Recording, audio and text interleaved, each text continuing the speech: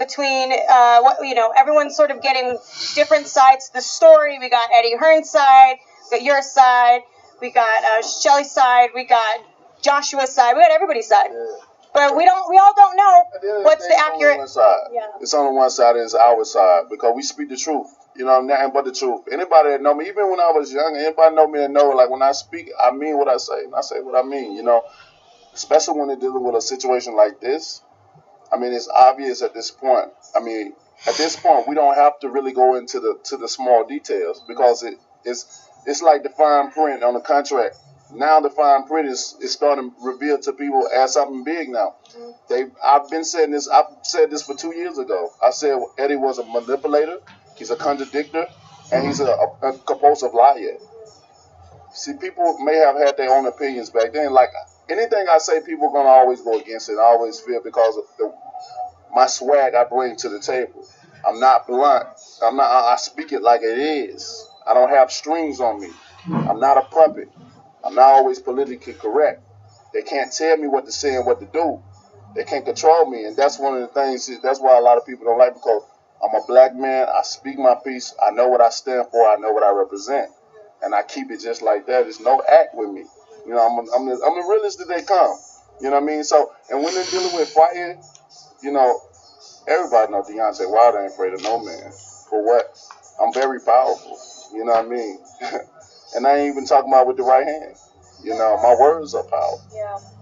Why can I say certain things and it come to pass? Just like Lewis, I told you he was going to be head down, ass up. How many times he was on his knees, head down, ass up? Wilder rips into Eddie Hearn again. You know what would make this really cool? If we had some sort of audio on Al Heyman talking about Eddie Hearn.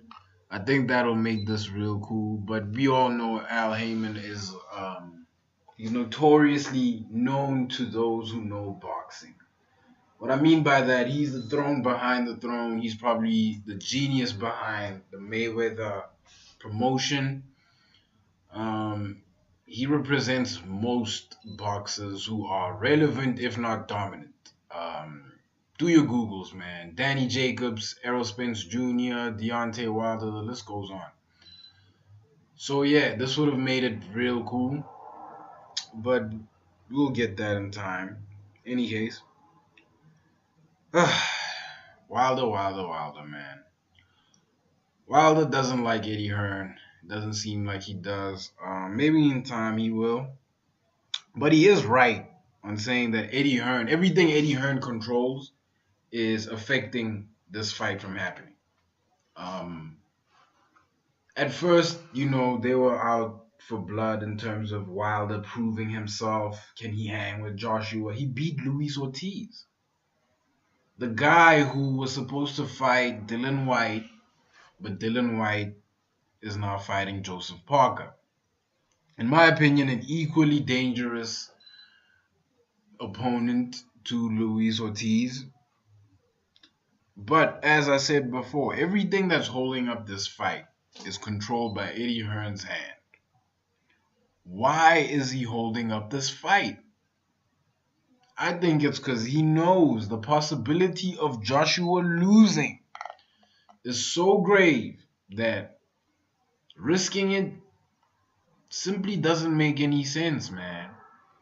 I mean, whatever Joshua can do, Deontay has proven that he can do just as good, if not better. You know? Let me know what you guys think. Like, comment, subscribe. And I am out. By unanimous decision. I see you walking around. You've been screaming George, even though you just beat BJ Penn in an outstanding fight. What's on your mind right now? I don't think George is hurt. I think he's scared. I think he's scared to fight everybody right now. What's up? Where you at, George? This is obviously